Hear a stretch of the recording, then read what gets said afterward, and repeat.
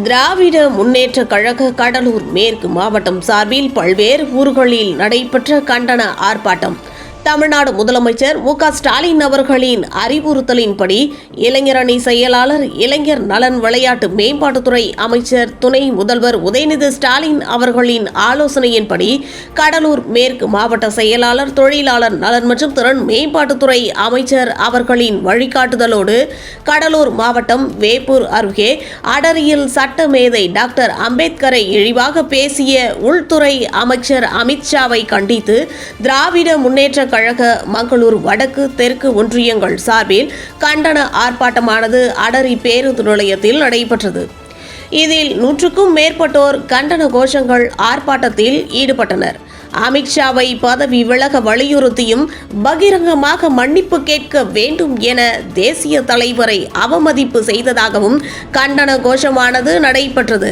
மங்களூர் வடக்கு ஒன்றிய செயலாளர் அடரி சின்னசாமி, தெற்கு ஒன்றிய செயலாளர் செங்குட்டுவன், மங்களூர் ஒன்றிய குழு பெருந்தலைவர் KNT சுகுணாசங்கர் மற்றும் கட்சி நிர்வாகிகள், திரளான பொதுமக்கள் கலந்து கொண்டு கண்டன ஆர்ப்பாட்டத்தில் ஈடுபட்டனர்.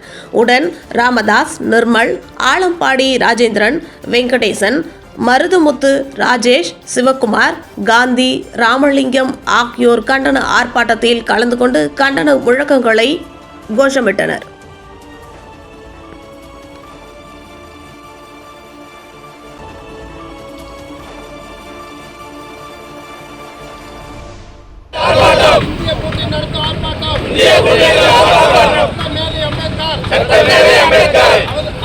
அமித்ஷாவை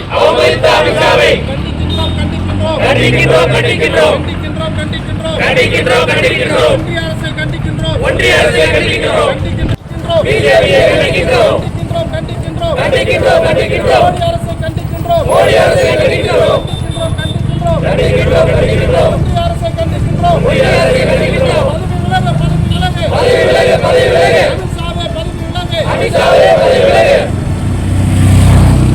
டாக்டர் அம்பேத்கர் அவர்கள் தேசிய தலைவர்.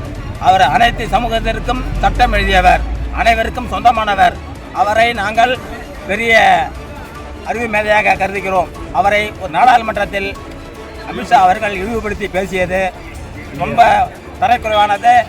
நாட்டு மக்கள் அனைவரும் மிக்க வேதனையில் இருக்கின்றோம். அமித்ஷாவை, நீங்கள் இந்த பதவியில் இருப்பதற்கு தகுதியற்றவர். நீங்கள் பதவி விலகிதான் ஆக வேண்டும். இதை நாங்கள் வன்மையாக கண்டிக்கிறோம்.